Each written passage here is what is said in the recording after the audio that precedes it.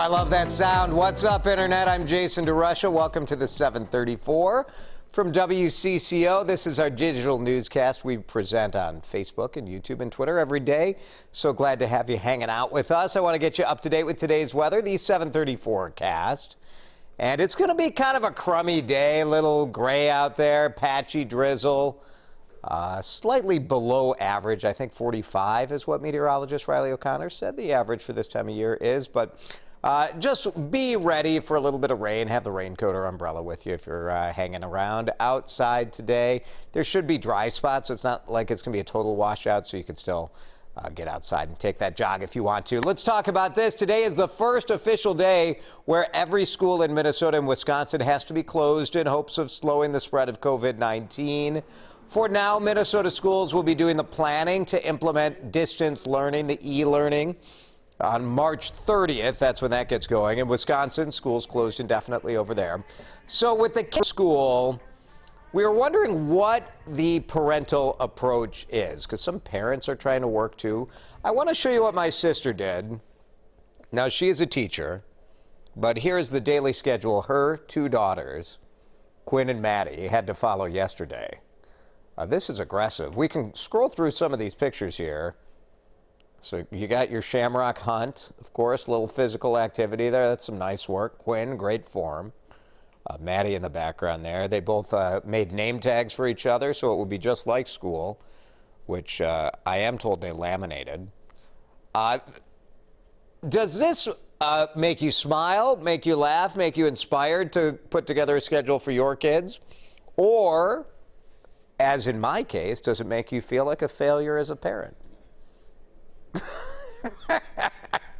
Look at this. This is better education than the kids get in regular school. It's just not fair.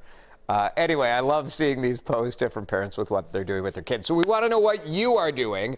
What's your plan? Are you just saying like, hey, enjoy Netflix. We'll catch you back when the school starts sending out assignments. We'll share some of your comments in just a moment. Throughout Minnesota today, if you ask to get tested for COVID-19, answer is probably going to be no. Minnesota Department of Health says it has to start denying people tests. They just don't have enough. Big shortage throughout the country, throughout the world is what they're saying. They're prioritizing hospital patients and healthcare workers for testing, but we're told there soon could be another way to seek answers. In terms of testing outpatients, there are multiple other labs that are coming online to provide testing, and we encourage health systems to use these laboratories. Roughly 2,300 people have been tested in Minnesota. Of them, 60 have tested positive for COVID-19. Those Minnesotans run the gamut in terms of ages.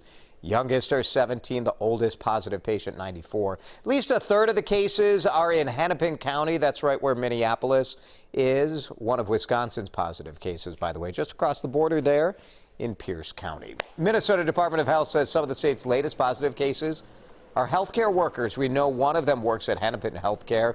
We don't know exactly what the transmission process was there, and the health department didn't say how many healthcare workers are sick. In Wisconsin, 90 confirmed cases of COVID-19 so far. The president, Donald Trump, asking for a massive economic stimulus package. Some talk that the package could include cash or tax rebate checks that could go to Americans within 2 weeks. Republican senators are saying they might like a bailout check of $1,000 sent to every American. But $1,000 is going to go to pay bills, probably, not to really buy a bunch of stuff, and that may be why it's not calming fear among investors. The Dow futures down more than 800 points this morning. This after Wall Street did have a decent rebound after its worst day since 1987. It was down 2,000. Yesterday it was up 1,000.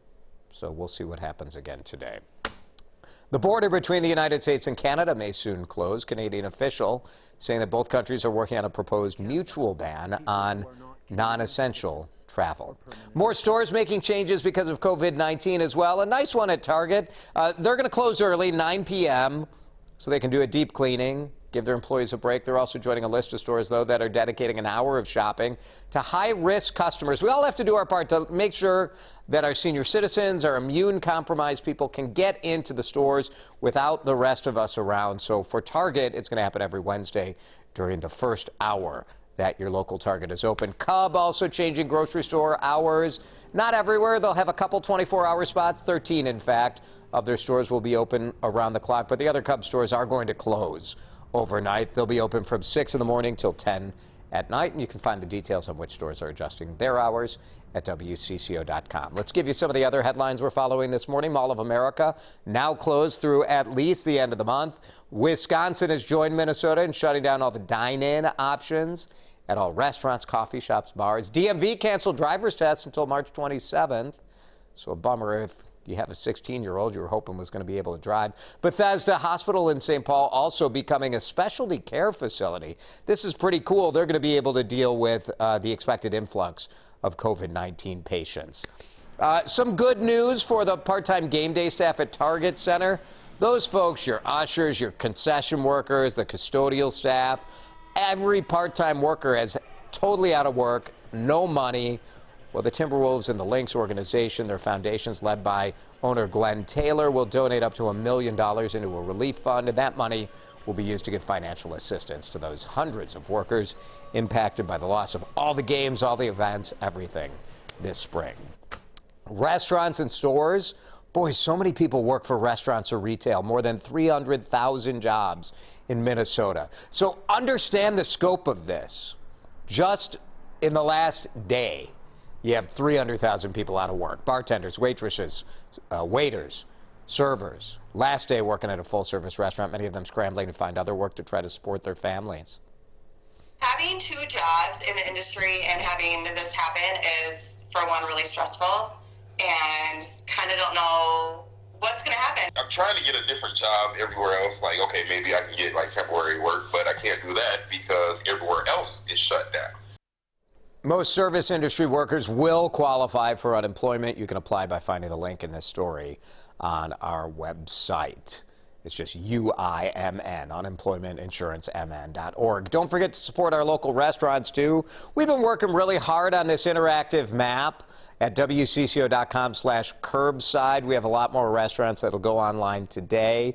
These are restaurants that are doing curbside pickup, in many cases no contact pickup, so you can go there and try to support the restaurants that are at least trying to give their employees some work. COVID-19 is making it cheaper to fill up your gas tank. Gasoline prices down more than 20 cents from a month ago in Minnesota, much of that in the past week. The average price in Minnesota today, AAA is saying it's $2.07 a gallon. Here in the Twin Cities, I've seen it really hovering below $2 a gallon. Wisconsin's average $1.98. Both those numbers well below the national average. And the cost of oil is a big reason that oil has been just plummeting. So that is part of why gas prices going down. Demand pretty low, too, as fewer people are driving to work.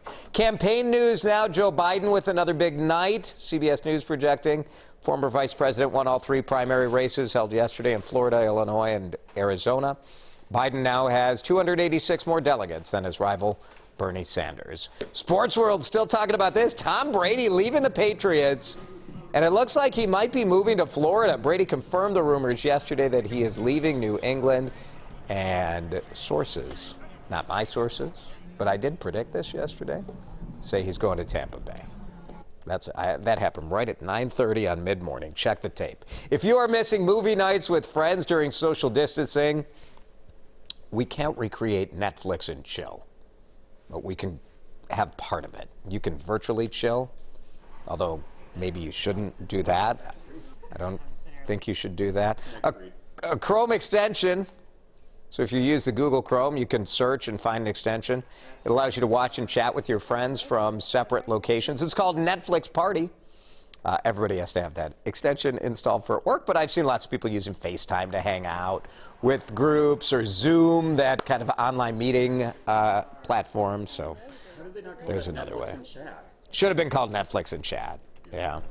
Maybe they didn't want to go where I went. Wisely, perhaps. Legal said no. Let's get back to today's talker. Nobody tells me no. I say what I want here on the 734. It's because it's just online.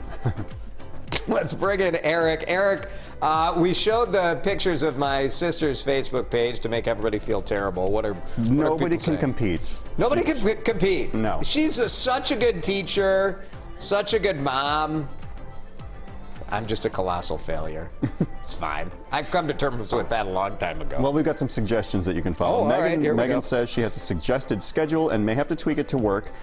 She's nervous to teach, and she's never done this before. She has 3 girls. Oh, wow. Fun. Amanda Just says... steal my sister's plans. Just go with that. Right, exactly. Amanda says, I work for the district, so although daycare for the youngest is closed, she heads to work. Lucky her. Oh, of course, yeah. And Paul says being a retired Papa Paul helps watch his grandkids. Nice. He still has friends over occasionally. Other than that, they stay home. All right, very good. We've assigned our kids some stuff. They have to read for 1 hour, like a real book. Yep. And they have to go out of the house for an hour.